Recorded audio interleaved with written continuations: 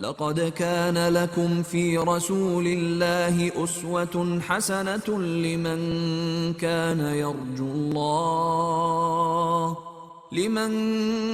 يرجو الله واليوم الآخر وذكر الله كثيرا. بسم الله الرحمن الرحيم.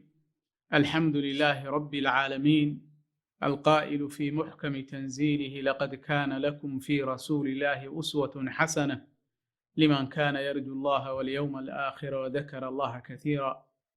والصلاة والسلام على المبعوث رحمة للعالمين سيدنا ونبينا محمد صلى الله عليه وعلى آله وأصحابه أجمعين. أما بعد، السلام عليكم ورحمة الله وبركاته. أيها الإخوة، إن شاء الله تعالى waxaynu halkan kusoo gudbin doonaa duruus taxane ah oo ku saabsan siiradii nabigeena sala allahu calayhi wasalam, khaasatan dhanka khuseeya la dhaqanka dadka ama cilmiga bulshada iyo la dhaqanka bulshada.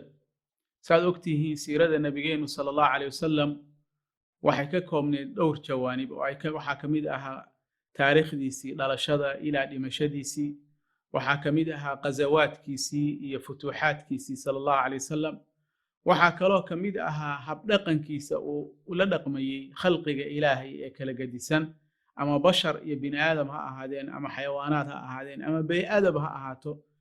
waxaynu marka duruustan ku qaadan doonaa sala allahu calay wasalam dhinaca khuseeya siiradii nebiga sala allahu calay wasalam ee habdhaqanka dadka.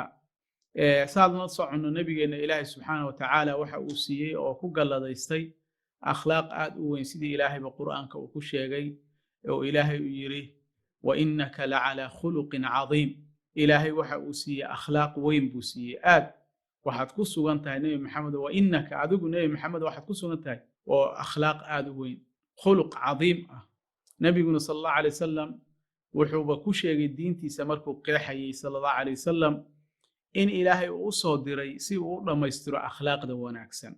waxa uu yidhi: inamaa bucithtu liutamima saalixa alakhlaaq, aw inamaa bucithtu liutamima makaarima alakhlaaq. labada riwaayadood baa soo arooreen. marka nebigeenna sala allahu calay wasalam aad iyo aad waxa uu ihtimaam u siin jiray akhlaaqda wanaagsan. wuu ka dardaarmay.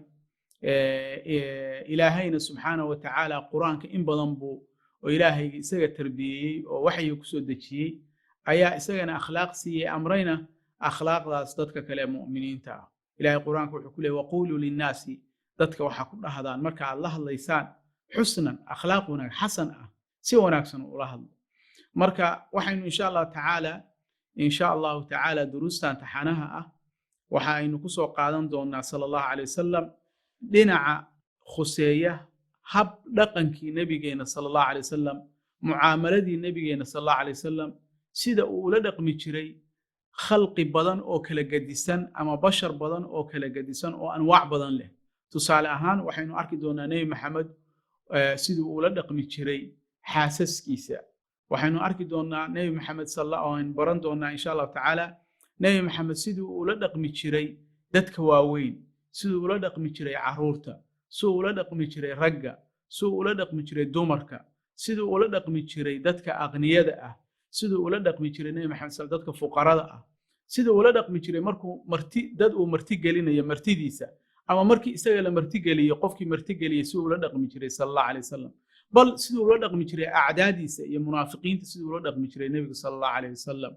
dad badan oo jecel diinta islaamka iyo nebi maxamed sala allahu calay wasalam waxay jecel yihiin inay nebi maxamed raacaan, laakiin waxaa in badan u goysa inaysan garanayn hab dhaqankii wanaagsanaa ee nebi maxamed si ay ugu daydaan. aayaddii aynu ku furfurannay ayaa ilaahay waxa uu ku leeyahay subxaana wa tacaala: laqad kaana lakum fii rasuuli illaahi uswatun xasana liman kaana yarju allaha walyowma alaakhir. laqad kaana lakum, waxaa idinkugu sugan, waxaa si dhab oo xaqiiqa idinkugu sugan nebi maxamed ku dayasho wanaagsan. waxaa loo baahan yahay nebigeena inaan ku dayanno sala allahu calay wasalam. waxa uu ahaa qudwa, liida, wuxuu ahaa hogaamiye wanaagsan oo wax walba aan uga dayanno. xagga cibaadada aan uga dayanaynaa, xagga mucaamalaadka aan uga dayanaynaa, xagga akhlaaqda aan uga dayanaynaa. marka insha allahu tacaala darsigan waxaan kusoo gudbin doonaa duruus taxane ah oo aan qaybta hore uga hadli doono habdhaqankii nebigeenna siduu ula dhaqmi jiray qoyskiisa, gurigiisa, xaasaskiisa. Maanta waxaa in badan guryihii oo maaragtay dumay, asbaabtuna ay tahay dadkii zawjaynkii siiba raggii oo in badanoo ka mid ah aysan garanayn habdhaqankii nebiga siduu uu xaasaskiisa ula dhaqmi jiray sala allahu calay wasalam. marka duruustan oo badan doonta insha allah qaybteeda hore waxaan kusoo qaadan doonaa habdhaqankii nebiga sala allahu calayh wasalam oo ula dhaqmi jiray xaasaskiisa. hada wallahu subxaanahu wa tacaala aclam, waa inoo insha allah xalaqada tan ku xigta. asalaamu calaykum waraxmat ullahi wabarakaatu.